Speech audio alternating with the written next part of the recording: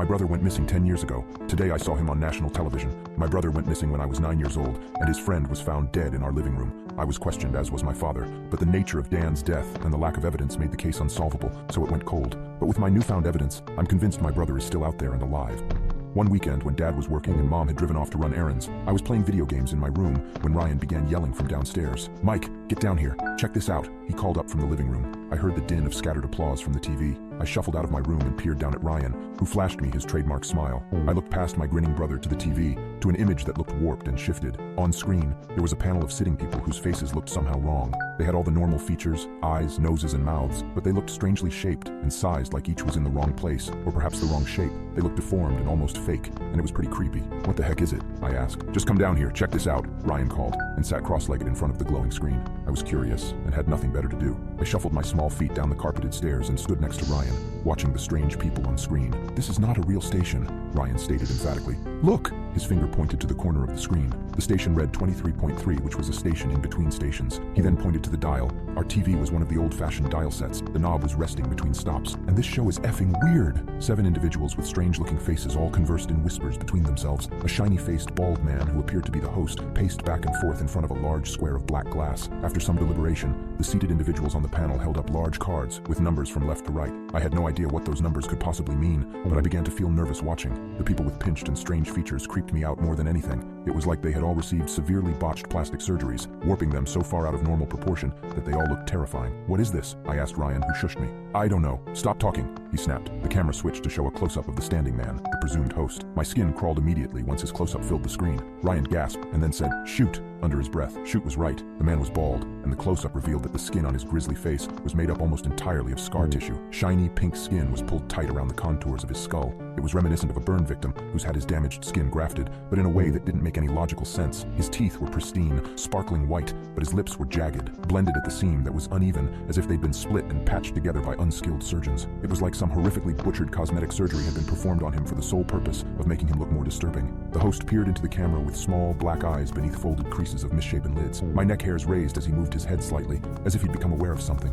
I held my breath as he then excitedly pointed at the camera and spoke. 2913, 2913. The host called out in a muffled, strained voice through butchered lips. My brother and I looked at each other in shock. Our address was 2913 on our lane. I thought it was just a creepy coincidence, but that was horrifyingly far from the truth. I was absolutely terrified at that point. "Turn it off," I shouted, but Ryan just gawked, his jaw hanging open as he watched the TV. The host pointed a twisted finger to the audience. The person he pointed at then stood and turned to the side to move down the aisle. It was a woman who looked sickly and tired. She was gaunt, emaciated with bags under her eyes above sunken cheeks. Her age was a mystery, as her face had been mangled in a similar fashion as the rest. There was no way to tell if she was 25 or 85. She dragged one foot behind her as the host kept pointing a gnarled finger at her as she shuffled out of the aisle and into the path to the stage. It was clear her left foot was dangling at the base, connected only by the skin itself. "Jesus Christ," Ryan exhaled in a hushed voice. The woman limped up the stairs to the black-floored stage and made her way to the panel, taking a seat at the end of the strange-looking individuals. A wide-angled shot showed an assistant rush over from behind a curtained stage and hand her a placard reading 2913 in thick black numbers. These did not look like special effects, and they were far too graphic for television as far as I knew.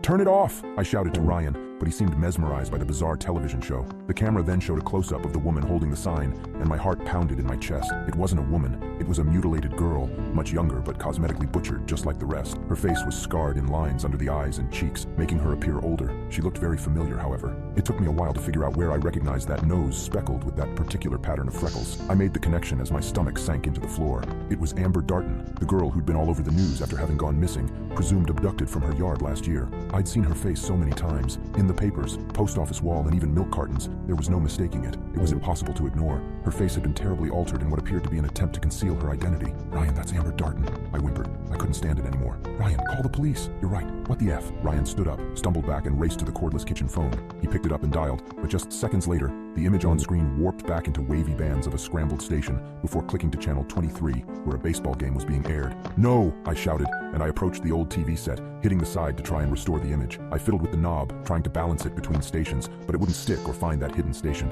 no matter how slowly I rotated the dial. That strange show didn't come back, not when my mother returned home and listened to our pleas to believe us, not when a uniformed police officer arrived at our door, which made our mother really lose it when she explained the hyperactive imagination of her boys, forcing us to apologize to the man. Nobody believed us. Ryan and I both were determined to find the station throughout the week, but had no luck. The station clicked very clearly between the actual stations, and the phenomenon Ryan had discovered seemed to have been a one-time fluke. Might have been pirate broadcasters, Ryan told me one day. Back in '87, hackers did it in Chicago with a max headroom mask. I don't know. He sounded like he was desperately trying to get over it and dismiss it as a prank or a fluke. I don't think he wanted to face the possibility that what we saw was real. Days passed, and I honestly thought that was the end of it. God, I wish it had been. A few weeks later, Ryan's friend Dan from school came over and they watched horror movies late at night after Mom and Dad were asleep. They began chatting about strange real-life horror stories and unexplained phenomena. Then Ryan brought up the show. "There's a hidden television station, swear to God. My little brother and I both saw it," Ryan explained to the scoffs of Dan. "Bullshit," Dan retorted after hearing the rundown of events. He smirked, then shook his head. "If the station existed, hundreds or even thousands of people would have seen it. I swear it was real, man."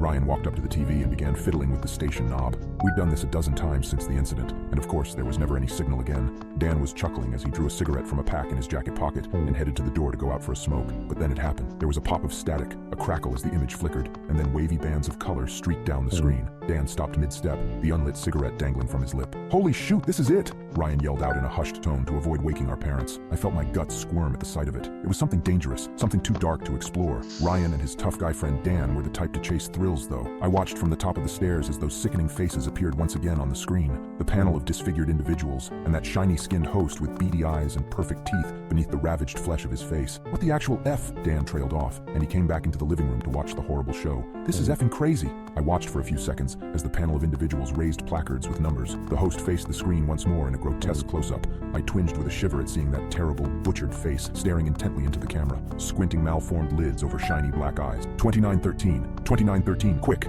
He pointed a gnarled finger to an emaciated male in the audience, who staggered slowly up and onto the stage to hold a newly painted card reading 2913, our address. My throat closed and my heart pounded in my chest. The host then walked to the large black glass square inset into the stage. I felt sick to my stomach but couldn't look away. The black square pane of glass began to brighten as if a light was being turned on from the other side. The illumination revealed a room of a house and two people facing the camera. My heart skipped a beat as I realized what I was seeing. Behind the glass was a reflection of our living room, as viewed from the other side. Standing in it, facing the audience, was my brother Ryan and his friend Dan. "What the EFF, man?" Dan shouted and took a step back from the screen. His actions were mirrored in the large square panel, as if it were a window to inside our home. There was a harsh, distorted tone that rumbled through the TV, low and deep. It sounded for a second, stopped for two, then sounded again on repeat. My fear had built to the point I couldn't take it. "Turn it off!" I shouted from atop the stairs, only then alerting my brother and his friend to my presence. That analog, deep, rumbling tone kept sounding, and my brother ran to the TV, fidgeting with the dial. The image remained as he switched stations. It remained even after he pressed the power button. "This can't be real,"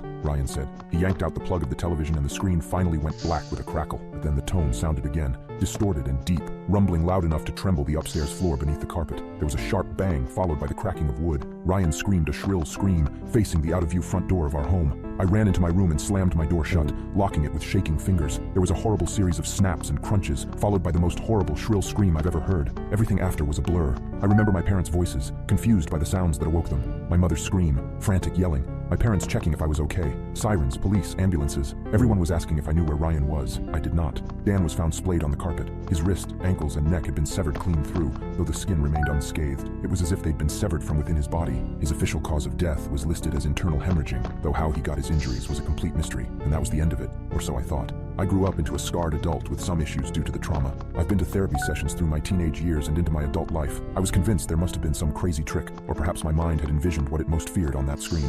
Ryan was presumed kidnapped and killed. We even had a funeral for him 7 years after the incident, once he was legally declared dead. I hadn't seen or heard from him in 30 years, not until this afternoon. Today I was scouring the news and forcing down a TV dinner. I was flicking the stations, not paying attention to the channel, only to what was on. News, cooking, cartoons, and then my blood froze. I stared at the image I'd struggled all my life to convince myself was a delusion, a vivid hallucination, or some transfigured, repressed memory. The station read 23.3, and the familiar nightmarish television set appeared once again. It was that same studio stage and a row of disfigured people who appeared to have had horrific plastic surgeries. They were all new butchered faces, but the exact same setup. The host was a bald, heavily scarred man, but clearly a different person. I watched the familiar routine of raising signs of street addresses when the close-up cam fixed on the mutilated visage of the host. 21B! 21B! He gurgled frantically, his crooked finger aiming at the screen before lowering to single out a woman in the audience. My heart stumbled in my chest until it hurt. My throat dried and my eyes widened with dread. I felt the icy claw of horror trace down my spine. I lived in apartment 21B on my street, but it wasn't the address that sent me screaming out my apartment door, down the stairs and into the streets. It was the butchered face of the host. He was my brother.